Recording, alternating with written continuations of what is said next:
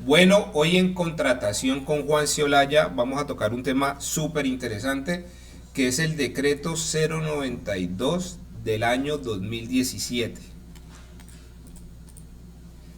Este decreto es aquel que reglamenta la contratación con entidades privadas sin ánimo de lucro a la que hace referencia el inciso segundo del artículo 355 de la Constitución Política, que dice: el gobierno en los niveles nacional, departamental, distrital, municipal podrá, con recursos de los respectivos presupuestos, celebrar contrato con entidades privadas sin ánimo de lucro y de reconocida idoneidad con el fin de impulsar programas y actividades de interés público acordes con el Plan Nacional y planes seccionales de desarrollo.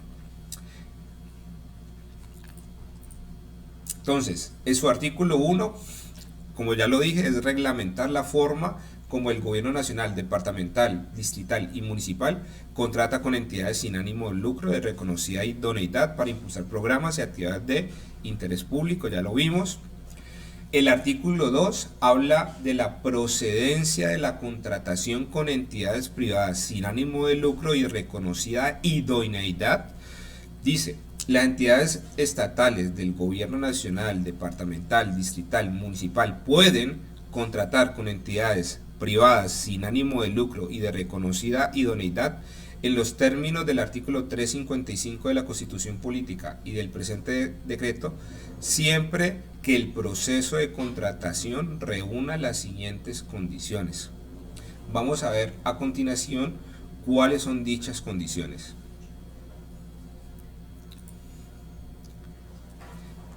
Este decreto tenía dos literales, que es el literal A, el cual está suspendido provisionalmente, y el literal C, que también está suspendido provisionalmente. Entonces, en este video solo vamos a hablar del literal B. Dice que el contrato no comparta o no comparte una relación conmutativa en el cual haya una contraprestación directa a favor de la entidad estatal, ni instrucciones precisas dadas por esta al contratista para cumplir con el objeto del contrato, y estas entidades estatales pueden contratar con entidades privadas sin ánimo de lucro y reconocida idoneidad en los términos del decreto, previa autorización expresa de su representante legal para cada contrato en particular que la entidad estatal planee suscribir bajo esta modalidad. El representante legal de la entidad estatal no podrá delegar la función de otorgar esta autorización. O sea, el representante legal de la entidad estatal no puede delegar dicha autorización. Artículo 3. Reconocida idoneidad.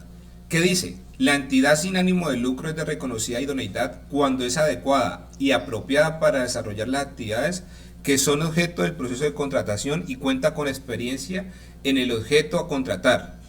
En consecuencia, el objeto estatutario de la entidad sin ánimo de lucro le deberá permitir a ésta desarrollar el objeto del proceso de contratación que adelantará la entidad estatal del gobierno nacional, departamental, distrital y municipal. La entidad estatal debe definir los documentos del proceso, las características que debe acreditar la entidad sin ánimo de lucro, para efecto de tomar consideración las pautas y criterios establecidos en la guía expedida por la Agencia Nacional de Contratación Pública, la cual deberá tener en cuenta las normas de transparencia, acceso a la información aplicable a las entidades privadas sin ánimo de lucro que contratan con cargo a recursos de origen público y las mejores prácticas en materia de provisiones, inhabilidades, incompatibilidades y conflictos de interés. Entonces dice, ¿qué dice la guía de Colombia Compra? Dice: la idoneidad consiste en la cualidad de ser adecuado o apropiado para cumplir un fin, y esta tiene que ser reconocida. Es decir, la Constitución Política solo autoriza celebrar este tipo de contrato con entidades que cuenten con un reconocimiento público manifiesto. También dice que el artículo señala la necesidad de que el objeto estatutario contenga el objeto del proceso de contratación y, por tanto, con el programa o actividad establecida en el plan de desarrollo. La entidad estatal debe tener en cuenta los atributos del ATSAL para hacer una valoración sobre su reconocida idoneidad.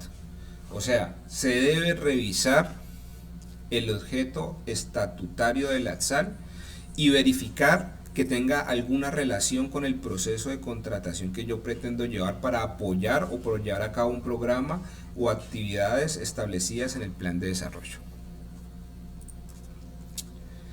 Artículo 4. Proceso competitivo de selección cuando existe más de una entidad sin ánimo de lucro de reconocida idoneidad. La entidad estatal del gobierno nacional, departamental, distrital, municipal deberá adelantar un proceso competitivo para seleccionar la entidad sin ánimo de lucro del contratista cuando la etapa de planeación identifique que el programa o actividad de interés público que se requiere es ofrecido por más de una entidad sin ánimo de lucro. Uno cuando identifica esto, por lo general cuando se hacen solicitudes de información a proveedores por medio de la plataforma SECOP 2, lo que hace la entidad es publicar todos los documentos del proceso y lo que sucede es que allí la entidad podrá verificar si hay más de una entidad interesada en el proceso para llevarlo a cabo. Seguimos con el artículo 4, que dice, en el proceso competitivo la entidad estatal deberá cumplir con las siguientes fases. 1. Definición y publicación de los indicadores de idoneidad, experiencia, eficacia, economía de manejo del riesgo, los criterios de ponderación para comparar las ofertas.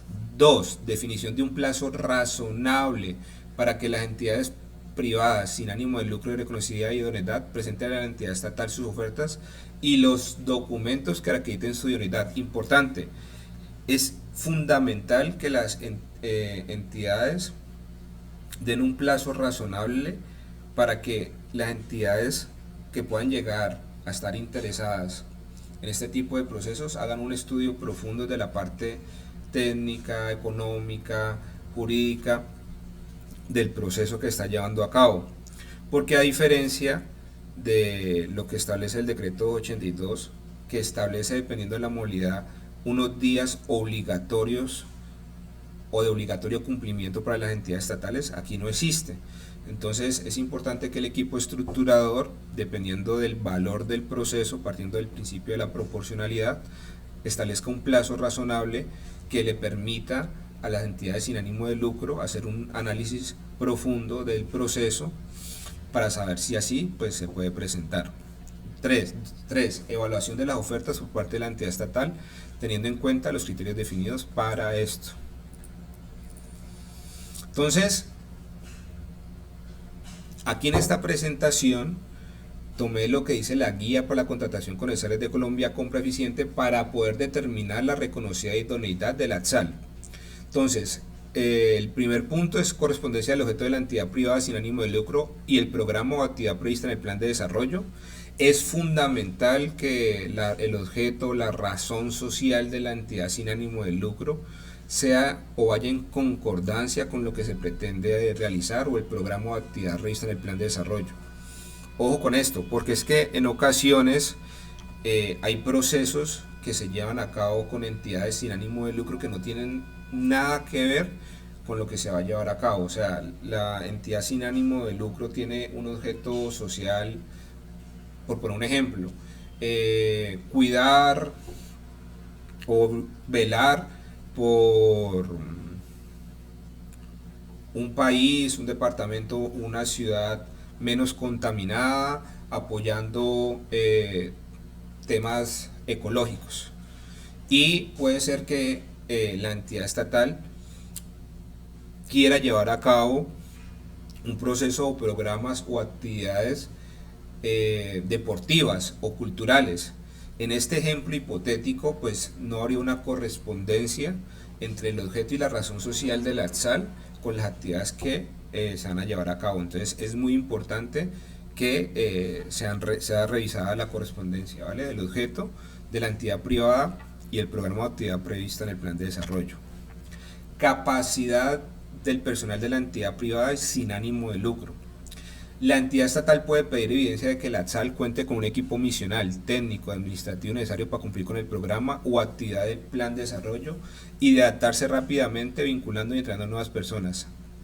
Importante, si la entidad sin ánimo de lucro viene desarrollando su razón social sigamos con el ejemplo, es un tema ecológico, cero contaminación, reforestación, se supone que la entidad estatal ya viene, la entidad sin ánimo de lucro ya viene desarrollando actividades en aras o en función de dicha, de su razón de ser.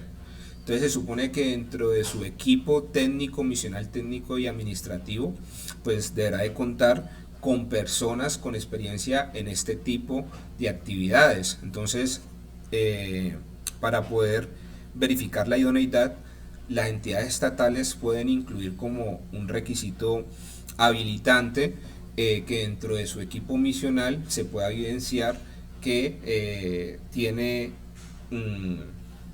personal con unas características específicas, que tengan ciertas carreras, experiencia en ciertos temas, etcétera. C. Experiencia. Es muy importante el tema de la experiencia. Dice, la entidad estatal debe evaluar las condiciones de complejidad del proyecto para seleccionar una experiencia que sea proporcional al mismo.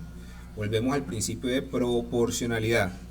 Para ese fin debe identificar la cantidad de recursos que va a comprometer con el proyecto y los riesgos a los que está sometido el desarrollo del mismo y determinar si la mejor vía para obtener los resultados que busca es la contratación con una ETSAL. La entidad estatal deberá solicitar más experiencia cuando el proyecto sea más complejo y utilice más recursos y esté expuesto a mayores riesgos. Es importante que quede como un requisito habilitante dentro de lo que establezca la entidad estatal, una experiencia frente a las actividades que se van a desarrollar.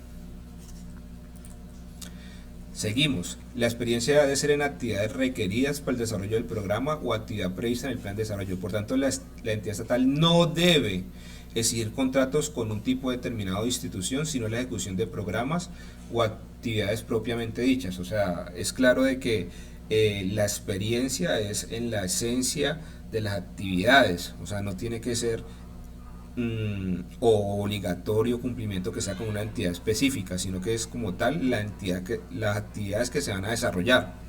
Asimismo, el decreto en su artículo 8 dispone la aplicación residual de normas generales aplicables a la contratación pública.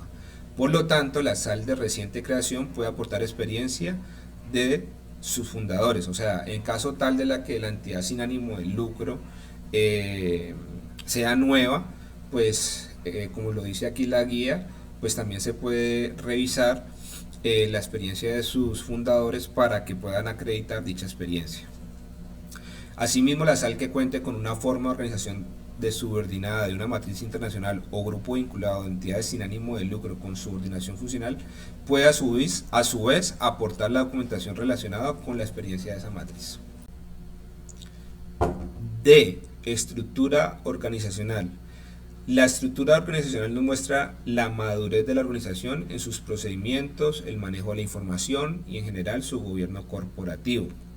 Por lo anterior, la entidad estatal debe establecer requerimientos que acrediten la estructura organizacional de la ETSAL atendiendo al programa o actividad prevista en el plan de desarrollo. Importante, el gobierno corporativo es súper importante, o sea, para esto es conveniente requerir órganos de administración de activos tales como junta directiva, comité de directivos u otros órganos independientes que supervisan las actividades de los administradores y el lineamiento sobre la dirección de la ETSAL, estados financieros auditados por un contador público independiente o revisor fiscal y disponibles para su grupo de interés. Importantísimo aquí es que dependiendo del valor del proceso que yo voy a llevar a cabo, proporcional a ello yo tengo que solicitar unos indicadores financieros que me permitan tener la tranquilidad de que la entidad sin ánimo de lucro cuenta con el músculo financiero para llevar a cabo dichas actividades.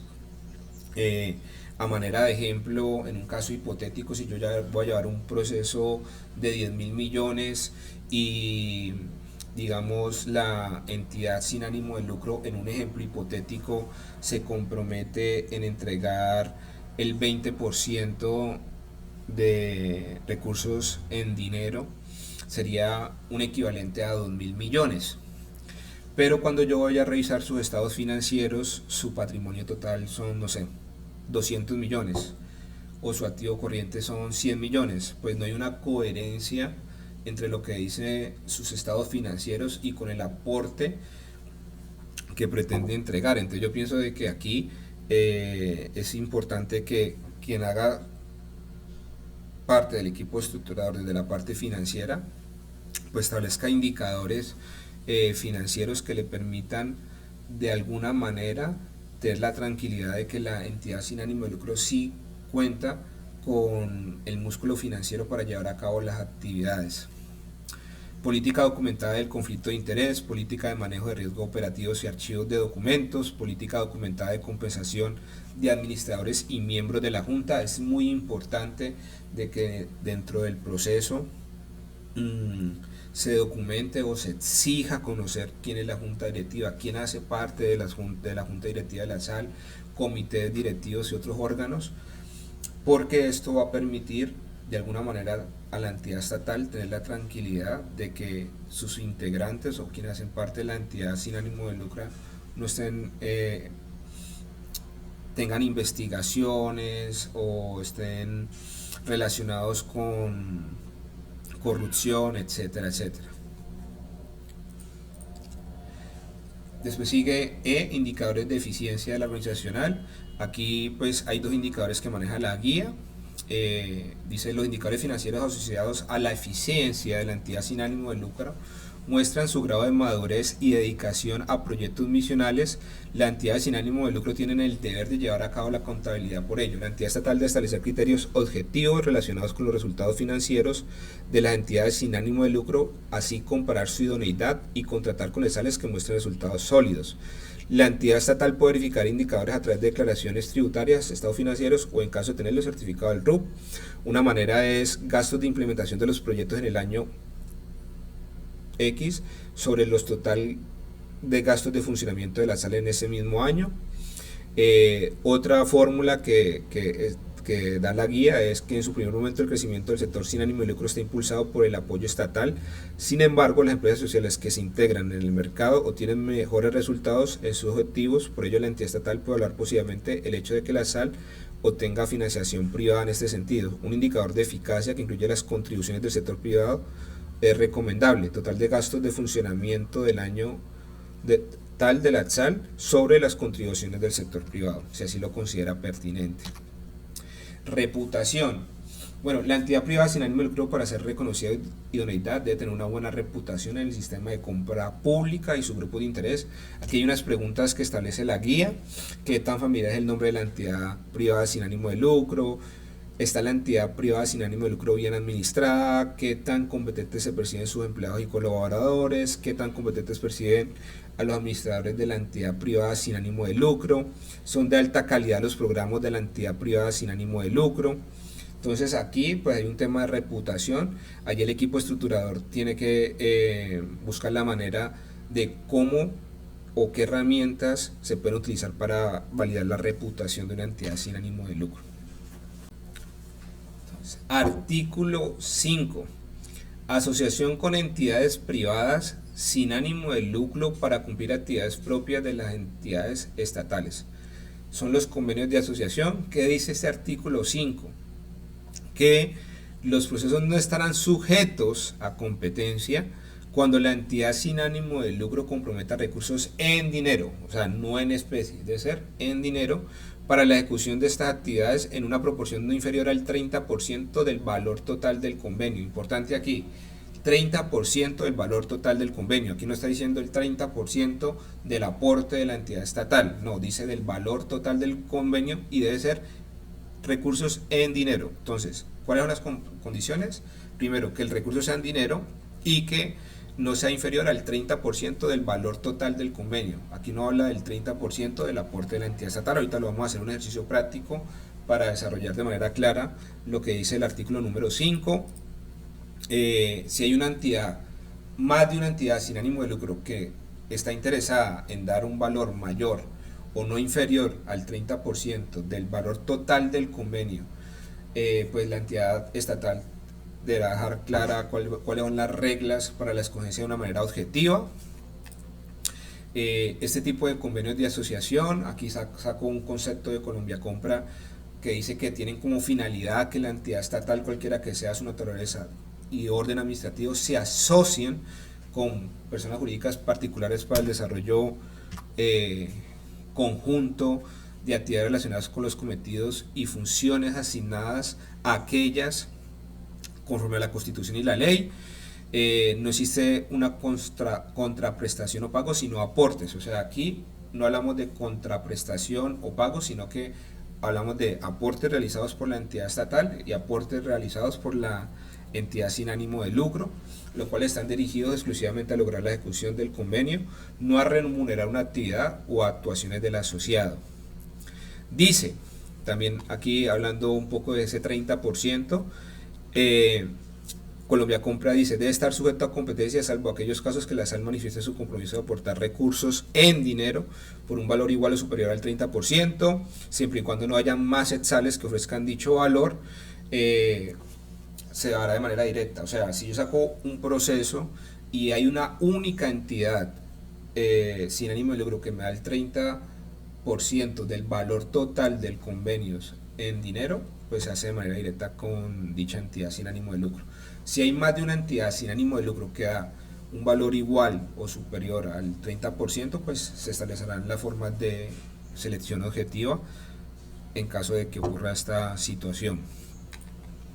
Entonces, aquí han habido muchas inquietudes, las cuales Colombia Compra, a través de sus conceptos, ya ha emitido como una respuesta que permite clarificar. Una de las dudas era que si el aporte también era válido en especie. Entonces aquí dice Colombia Compra, en relación con los aportes, que se debe comprometer la SAL para no someter un proceso competitivo. La selección de la SAL ha surgido el interrogante si los aportes en especie se deben tener en cuenta para el cálculo del 30% del aporte. Sobre este segundo problema jurídico, la Agencia Nacional de Contratación Pública Colombia Compra Eficiente ha considerado que el 30% se le añade en el artículo 5 del decreto 092 del 2017, que debe aportar la SAL a efectos de poder celebrar convenios sin acudir a un proceso competitivo, debe calcularse respecto al monto total de recursos en dinero requeridos para la ejecución del proyecto, el cual corresponderá al valor por el que se cerrará el convenio de asociación.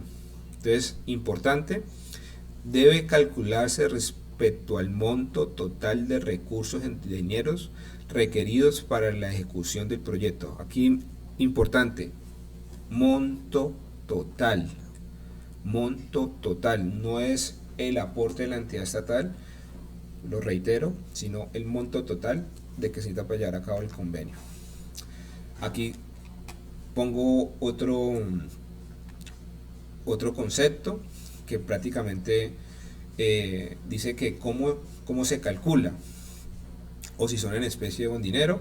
Entonces dice el 30%, dice Colombia Compra, señalado en el artículo 5 del decreto 092, que debe aportar la SAL a efectos de poder celebrar un convenio sin acudir, debe calcularse respecto al monto total de los recursos en dinero requeridos para la ejecución del proyecto.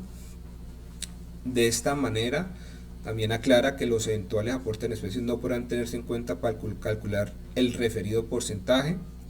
Y poner un ejemplo, en este sentido, si por ejemplo, para desarrollar un proyecto conjunto con una SAL se requiere un total de 100 millones, o sea, si yo para llevar a cabo un proceso requiero 100 millones, o sea, yo defino que el 100% del valor total del convenio me cuesta 100 millones, la entidad estatal debe asociarse con una entidad sin ánimo de lucro dispuesto a aportar por lo menos 30 millones, equivalente al 30% del valor eventual del convenio. Entonces, aquí voy a hacer la explicación de cómo se determina ese 30%, partiendo del ejemplo anterior y de la respuesta en el concepto anterior.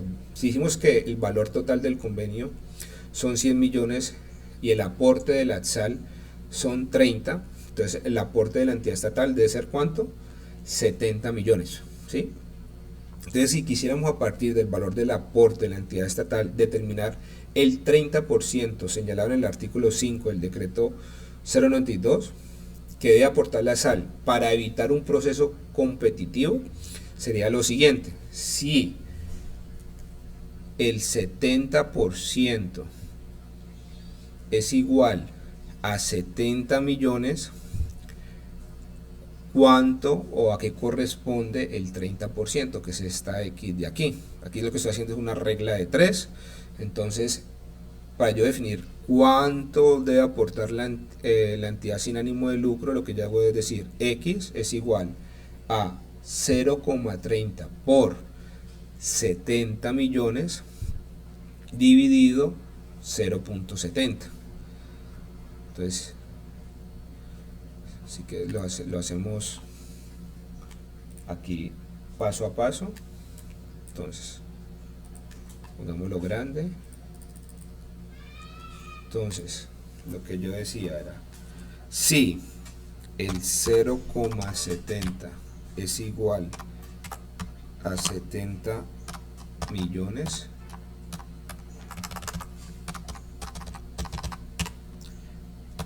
¿a cuánto me corresponde X? Entonces, X es igual a este valor por este valor. Entonces, este valor por este valor me da 21 millones. Entonces, aquí lo que hice fue primero multiplicar este por este, ¿sí? Y lo que hago es coger después este valor, dividirlo por este valor. Entonces me define que el aporte de la ETSAL del 30%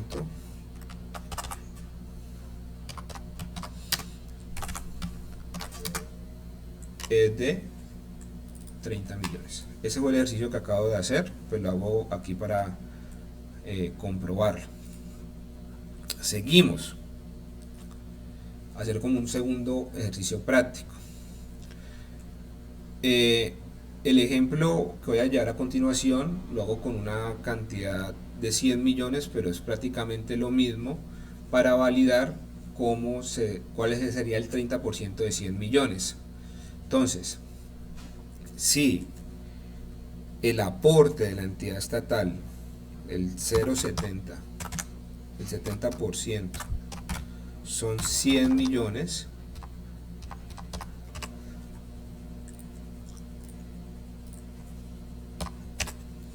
¿a cuánto equivale el 30%?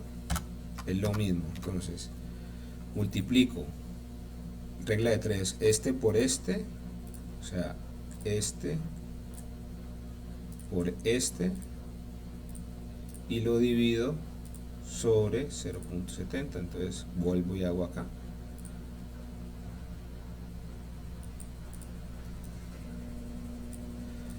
Entonces, X es igual a el 0,30 por esto dividido 0,70. Entonces vamos a darnos cuenta de que el aporte son 42.857.143 pesos. Aquí yo hago otro ejemplo. ¿Cómo no se debe calcular el 30%? Hay unas entidades estatales que a partir del aporte de la entidad calculan, o sea, partiendo o cogen como de base el aporte de la entidad estatal,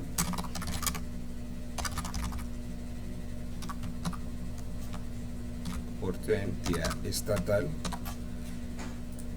y lo que hacen, dicen, bueno, pues si yo voy a aportar 100 millones, pues el asociado o el interesado pues me debe dar el 30%, y esto equivale a 30 millones.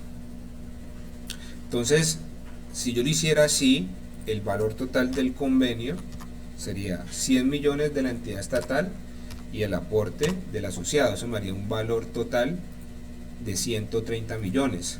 Entonces, ¿cuánto estaría aportando la ETSAL? La ETSAL estaría aportando 30 millones dividido 130, estaría aportándome un 23,08%, lo cual no es lo que dice la ley.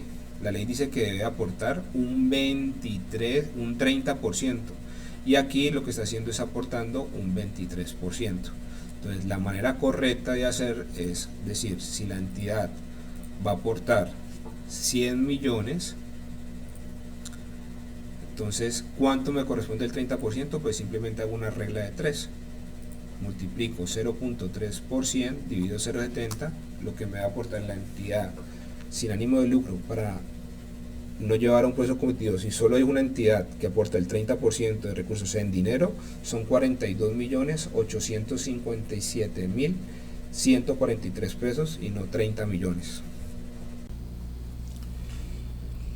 Es necesario dejar claro de que la proyección del aporte del 30% que puede llegar a dar una entidad sin ánimo de lucro debe ser definido por la entidad estatal. Quien conoce cómo este proceso o los procesos que pretenden publicar contribuyen al plan de desarrollo, a las metas o los objetivos de la entidad estatal, es la entidad estatal, no la entidad sin ánimo de lucro. Entonces es importante que quede claro que quien establece el 30% es la entidad estatal. También es importante que quede claro que dicho aporte del 30% y del 70% debe estar sustentado en una metodología clara y tiene que contar con soportes. En soporte me refiero a cotizaciones que puedan sustentar los valores establecidos dentro del proceso. Digamos, esta aclaración la hago porque en ocasiones he revisado procesos en marco del decreto 092 del 2017 donde no es claro el aporte de la posible entidad sin ánimo de lucro. Entonces, si la entidad estatal no tiene claro cuál va a ser el aporte o cómo puede llegar a contribuir una entidad sin ánimo de lucro a su proyecto, pues lo que debe revisar ese equipo estructurador es si realmente su proceso se enmarca en el decreto 092 del año 2017. Seguimos. Frente al mecanismo de recaudo del aporte económico, también Colombia Compra Eficiente se ha manifestado y dice: la exigencia de recursos en dinero se puede cumplir con instrumentos financieros, jurídicos y contables que sean transables y que tengan liquidez suficiente para ser equivalente al dinero. O sea, pero aquí no dice cómo, sino que lo deja muy de manera abierta para que la entidad estatal determine cuál es el instrumento financiero, jurídico, contable que va a utilizar para poder certificar de que la entidad sin ánimo de lucro efectivamente aportó el 30% en dinero. También dice que la entidad será autónoma en definir el mecanismo, lo cual no implica necesariamente traslado de recursos entre ellas, toda vez que en los términos contenidos en el convenio, cada parte deberá ejecutar obligaciones correspondientes a los aportes comprometidos para satisfacer la finalidad atribuida al convenio de asociación. Como lo dije anteriormente, aquí hablamos de aportes de la entidad sin ánimo de lucro y aportes de la entidad estatal. Seguimos con el artículo número 6, prohibiciones, inhabilidades e incompatibilidades. Las prohibiciones, inhabilidades e incompatibilidades establecidas en la Constitución y en la Ley 80 del 93, 1150 del 2007, la 1474 del 2011 y en las normas que las modifiquen, aclaren, adicionen o sustituyan en cualquier otra manera especial son aplicables a la contratación a la que hace referente decreto. Seguimos con el artículo número 7, aplicación de los principios de la contratación estatal.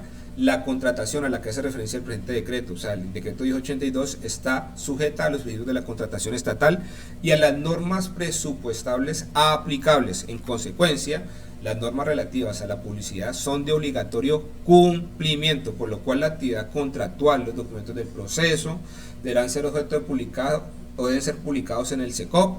Adicionalmente, la entidad privada sin ánimo de lucro del contratista deberá entregar a la entidad estatal y esta publicar en SECOP la información relativa a los subcontratos que suscriba para desarrollar el programa o actividad de interés público previsto en el Plan Nacional o Seccional de Desarrollo, incluyendo los datos referentes a la asistencia y representación legal de la entidad con quien contrató y la información de pagos. Importante, En este artículo 7, aparte de que pues, yo debo publicar y utilizar la plataforma transnacional SECOP, habla algo que es importante tener en cuenta. Dice que se debe publicar en el SECOP la información relativa a los subcontratos que suscriba para desarrollar el programa o actividad de interés público previsto en el Plan Nacional o Seccional de Desarrollo, para que lo tengan en cuenta.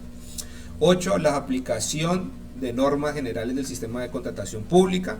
La contratación a la que hace referencia el presente decreto está sujeta a las normas generales aplicables a la contratación pública, excepto en lo reglamentado en el presente decreto.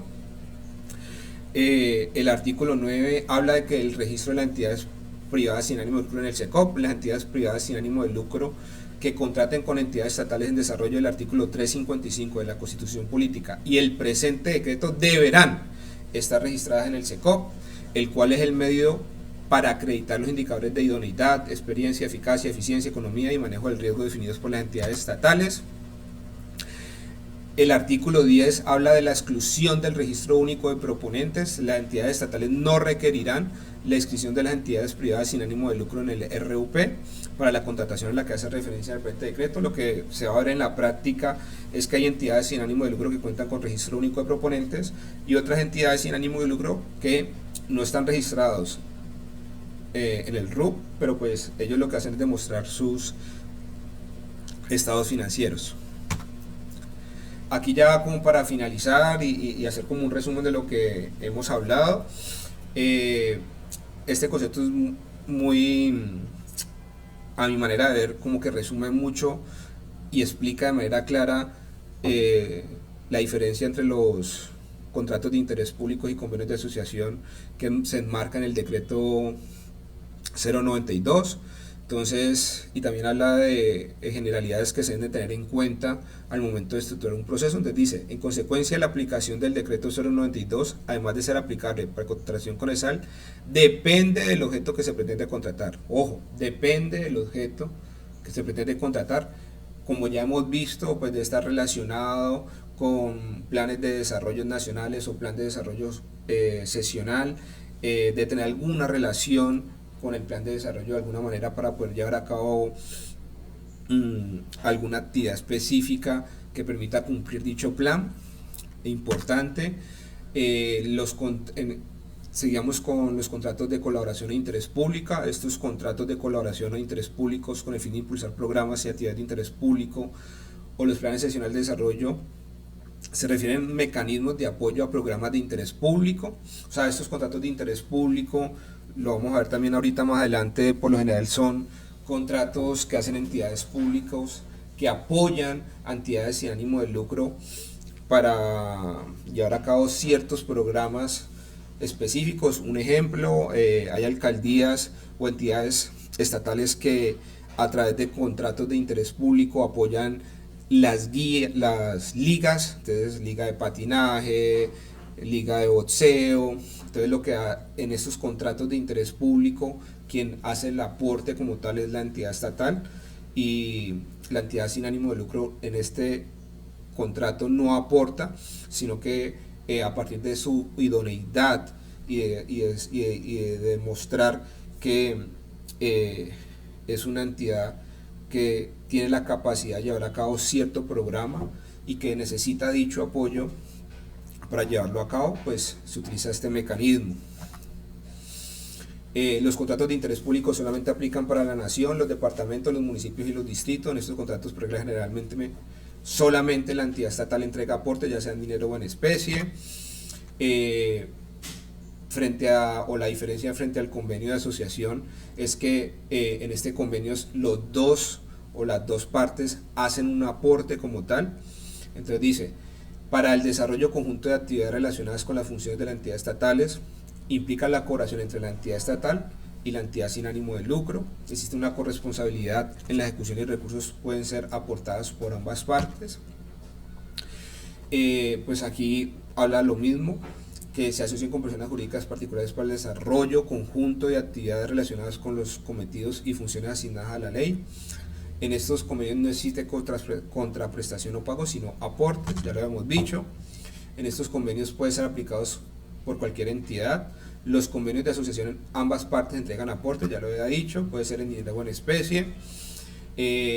Importante, esto sí me parece importante aclarar, sobre el particular debe tenerse en cuenta que lo que determina la aplicación del decreto 092 del 2017 no es únicamente el carácter de la entidad sin ánimo de lucro, sino el objeto del contrato o convenio que la entidad pretende adelantar. Por lo tanto, el hecho de que trate de una entidad sin ánimo de lucro no implica que necesariamente deba celebrarse un contrato de colaboración o un convenio de asociación. Importante.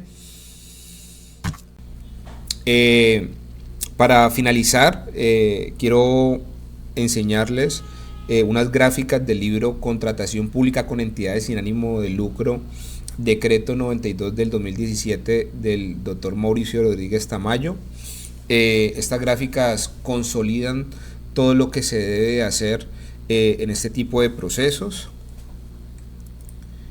La gráfica número 1 habla de la planeación, elaborar los estudios y análisis del caso para identificar el por qué, el cómo, con quién se requiere hacer una contratación de interés público, o sea, identificar por qué lo voy a llevar a cabo, cuáles son los objetivos del plan de desarrollo que yo voy a cumplir con este tipo de contratación, cuáles son sus beneficiarios, etcétera. Segundo, contar con los recursos económicos suficientes para cubrir el pago de las obligaciones contractuales. 3, obtener la autorización del representante legal, que ya lo vimos anteriormente. 4, hacer un buen análisis de conveniencia para contratar. 5, efectuar un cálculo razonable y ajustado de las obligaciones que deberá asumir la ATSAL. Aquí es importante que el cálculo de ese 30% en actividades sea realizado de manera estructurada, o sea, que se sepa por parte de la entidad estatal en qué se requiere ese posible valor agregado que puede llegar a dar la entidad estatal, tener muy claro cuáles son las actividades, bienes y servicios que se pretenden recibir en caso tal de que una entidad estatal quiera aportar, sea en especie o en dinero, al proyecto.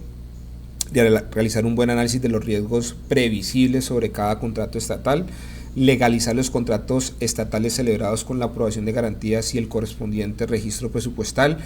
Como ustedes pueden ver, él aquí hace un gráfico de 7 pasos que son los que habitualmente se deben de tener en cuenta en todo proceso de contratación. En el gráfico número 2 hace énfasis en qué debe contener el estudio previo. En el literal A habla de qué población beneficiaria o qué población se beneficiará con el contrato, la complejidad del problema social que se pretende atender, C, la cantidad y fuente de los recursos que se emplearán en el contrato, D, las metas que se proponen alcanzar con el proyecto, los mecanismos de seguimiento, y F, los criterios de evaluación final de las ofertas. En el gráfico número 3 hace una división de las tipologías contractuales, separando los contratos de interés público y los convenios de asociación. Los contratos de interés público son los que están enmarcados en el artículo 355 de la Constitución Política, corresponde al desarrollo de actividades de interés público previstas en los planes de desarrollo, y los convenios de asociación corresponden al desarrollo de actividades propias de las entidades estatales. Aquí en el gráfico número 4 habla de los requisitos para acreditar la idoneidad de una ATSAL. Ahí ya hacemos como un recuento o toma información de la guía, o resume de alguna manera la información de la guía. Dice que la experiencia, como lo hablamos, es importante que la entidad sin ánimo de lucro demuestre que ya ha desarrollado actividades parecidas o de igual complejidad a las que se pretenden desarrollar. También partiendo del hecho de que las entidades sin ánimo de lucro previamente ya vienen desarrollando estas actividades, ya que su razón de ser o su objeto social son esas actividades, pues también se puede solicitar experiencia del personal del proponente. O sea, se supone que estas entidades sin ánimos de lucro debe contener o la compone un equipo mínimo administrativo, técnico y profesional que les ha permitido en anteriores proyectos ejecutar dichas actividades. También es importante recordar que la misma guía de Colombia Compra Eficiente nos dice que en caso tal de que sea una nueva entidad sin ánimo de lucro, sus fundadores o su casa matriz, de ser el caso, si están en el extranjero, pueden soportar dicha experiencia. Tiene que tener la capacidad jurídica, el cumplimiento de los criterios de Colombia Compra Eficiente. Habla de la estructura organizacional, lo que vimos de conocer cuál es su junta directiva, sus órganos de control, etcétera. Aquí hay unos indicadores especiales como son el de la eficiencia de la organización y el tema de la reputación, que es importante verificarlo, de la entidad sin ánimo de lucro. En el gráfico número 5 habla la estructura general del cronograma competitivo. Como lo vamos a ver, es un cronograma muy parecido a los procesos que se llevan a cabo por medio de la ley 80. Entonces inicia el proceso competitivo, un acto de apertura del proceso competitivo, el aviso como tal, pliegos y estudios y documentos previos. En esta etapa, él habla de una etapa en la cual se puedan hacer observaciones, sugerencias y distribución de riesgos y adendas. Después dice que hay un cierre del proceso, presentación de las ofertas de los interesados, hay una evaluación de ofertas en la cual se hace una revisión de las ofertas, rechazo, subsanabilidad y aclaraciones, publicación del informe de evaluación, controversia del informe y subsanabilidad, y por último el informe de evaluación definitivo, adjudicación o declaratoria del proceso competitivo desierto. Entonces aquí pues se puede hablar de rechazo definitivo de las ofertas o la habilitación de las ofertas y adjudicación o proceso desierto. Bueno, los invito a suscribirse a mi canal. También espero de parte de ustedes que me dejen comentarios, qué tal les pareció el video, qué temas quieren que tratemos en unos próximos videos, qué temas quieren que ampliemos del decreto 092 de 2017, qué opinan del tema del cálculo del 30%, si les queda alguna duda me escriben. Bueno, quedo súper atento a sus comentarios. Muchas gracias.